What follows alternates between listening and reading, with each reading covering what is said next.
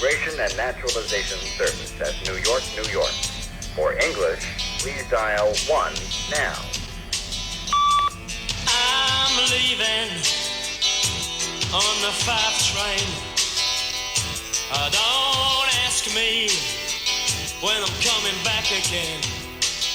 There are villages and towns in Ireland where you won't put a decent hurling team together anymore. But today in New York and Boston, that's no problem. An estimated 130,000 young Irish men and women are living and working illegally in the United States, more than the population of Leitrim, Mayo and Cavan. For many of them, the adventure itself and the money to be made attracted them to the bright lights and the bars of New York and Boston. But since last year, things have changed.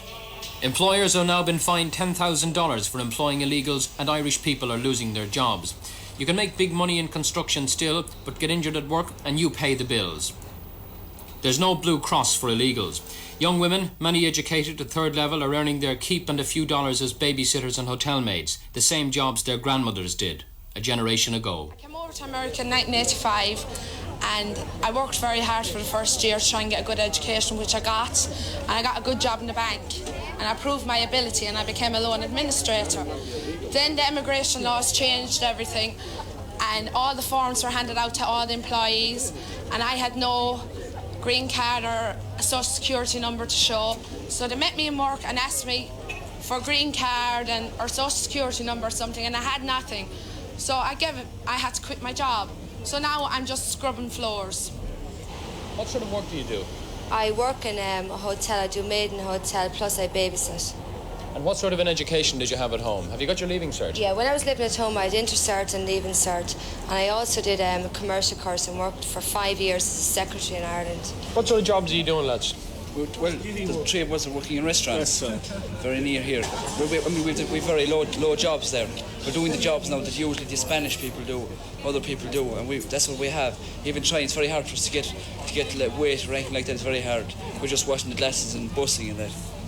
You know, like the only way we're making money is by putting in a lot of hours, like putting in double shift every day.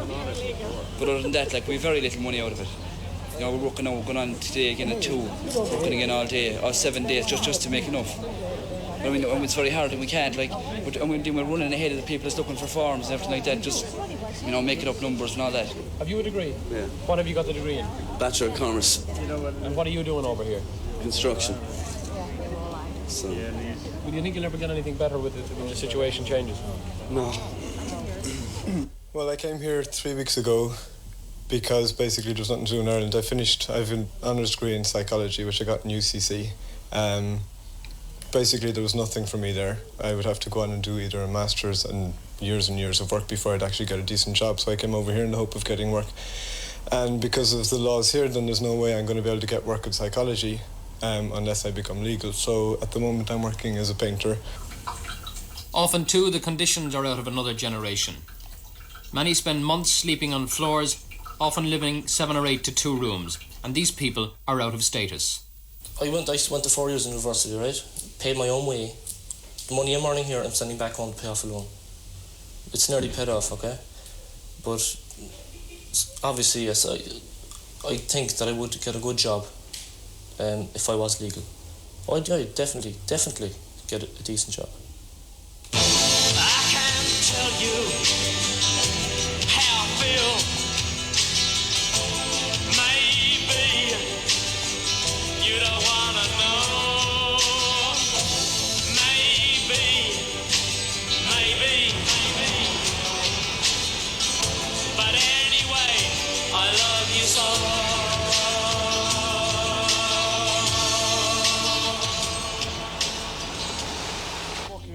As a labourer in Manhattan, South New York. Now, I have a degree in political science from University College Cork.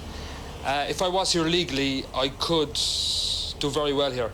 But because I'm illegal, I have basically no future. How much do you earn every hour? How much do you earn on the hour? I earn $5 an hour. And my employment is not that permanent, it's not that steady. So, you know, I'm employed this week, but I don't know, maybe next week I might be unemployed, you know, I might be searching for work again.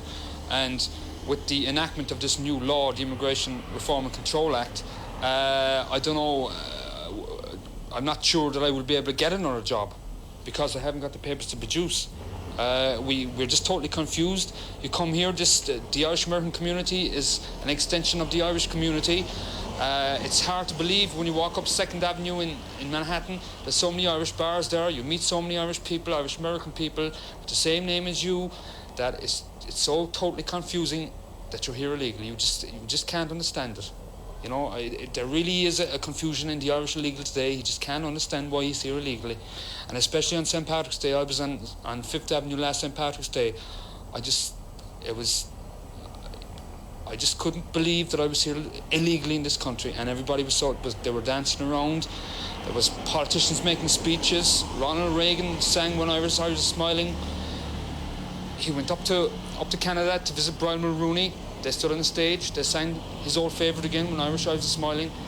But what I would say to Ronald Reagan is, not many Irish eyes are smiling in Ireland today, and there's not many Irish eyes smiling among the new Irish immigrants out here.